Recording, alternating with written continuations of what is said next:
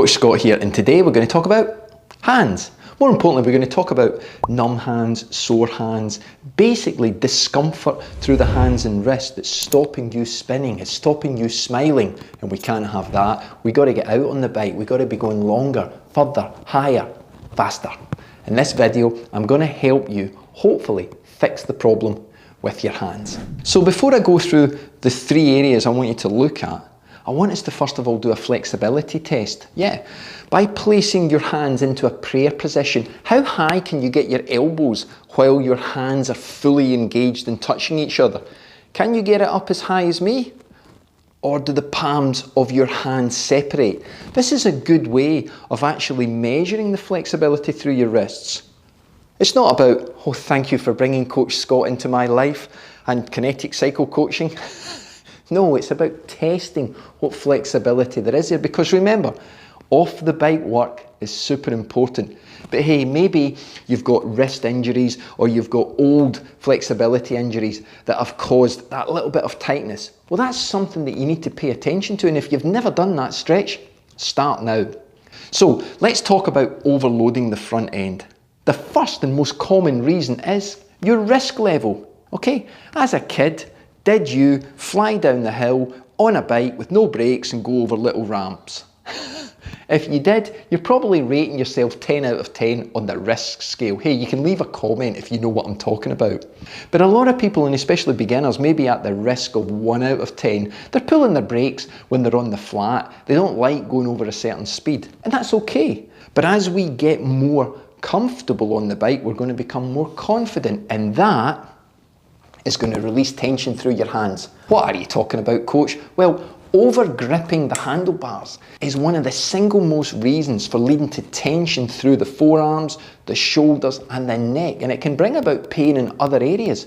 And did you know that extra muscle tone through the arms can increase the speed to fatigue? We'll save that for another video, but it's a really interesting point, which I term lactic flushing. But anyway, let's get back to how to fix this. Do it with Billy Joel and piano fingers. Okay, so hands on, and we're able to play the air piano. This is really important because if you can move your fingers while on all parts of the handlebars, you're not over gripping. If you can see the white of your knuckles, you're over gripping. You don't need to do that, even at high speed. So when you're pedaling, place your palms on the bars and be able to move those fingers. And you can do this every 5 minutes or so. And hey, maybe you'll be joining me on the live sessions we do when we do the workouts. And we have drills whereby we move between different points on the bars and our cadence stays the same, usually a high cadence. And this is showing you that you're in a great position and you're able to move those hands. So, loose hands, think of Billy Joel playing the piano. Number two is your saddle too high? If your saddle's too high, it normally ends up a little bit far forward. What's that going to do? It's going to throw your weight forward, so you're going to be overloading again. And that overloading, it's creating pressure through your hands that we want to try and spread to other parts of your body, namely your butt. We want around 85% of your body weight going through your butt and through the saddle. 15% through the handlebars. Now, there's no calculator or formula to try and work that out, but we should be able to play the piano on the front if you're in the right position. So maybe it means taking a little bit off your saddle, maybe taking it a little bit back and trying to feel around how does that pressure feel on your hands. And another little tip, if you've removed spacers and you've slammed your front end and you've got it super low, because in your head you're 21 years old, you've bought this aero bike, but you're actually 50 years old and your flexibility is not quite what it used to be.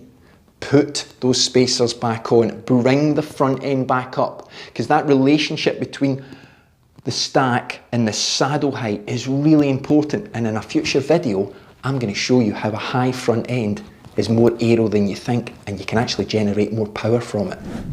Now, the third reason, and some of you may not want to hear this, is how much weight is going through the front end. I'm talking about muscle and belly. When we're loading up the front end, it may just be a matter of fact that you just need to lose a little bit of weight. You need to decrease that mass that's going through the hands. Simple, but a lot of people don't want to hear it. But it might just be that simple. If you've tried everything, and I'm talking about the YouTube videos that will say double tape your handlebars. Sure, that's going to decrease the vibrations coming through, but it's not going to alleviate the circulation or the nerve impingement problem from overloading. Sure, put a wider tyre on. That's going to make the ride more comfortable over rougher terrain. We can ride at a lower pressure. It's going to be less vibrations, and it may delay the feeling of uncomfortableness through the hands, but it's not going to fix it. You need to do something about it. And losing some body weight is not only going to decrease the load through your hands, it's also going to send you up the hills faster, and when you go by that shop window, you'll also look better in your Lycra gear. Hey, that's 3 strategies that you can start today. Hopefully one of them, or a combination of some, will be what you need to take that pressure off your hands. And remember, I haven't talked about reach or the length of your bike or your bike sizing. We'll save that for another video. And hey coach, you didn't talk about gloves. No, I'm not a fan of gloves because again, like the double taping and the tyres, they only mask the problem and they don't fix that circulation or nerve problem. Hey, you stay safe, keep spinning, drop your comments, I get back to everybody, and remember, anyone can train hard, but there's only a few of us can train smart. I'll see you in the next video. You take care. I've got work to do. Oh yeah, don't forget about the live stream every Monday, 7 o'clock, British summertime, which is coming to an end soon at the time of shooting this video. I'll see you soon. And don't forget, you can drop me an email, kineticcyclecoaching@gmail.com. And watch out for those live workouts. They're coming soon.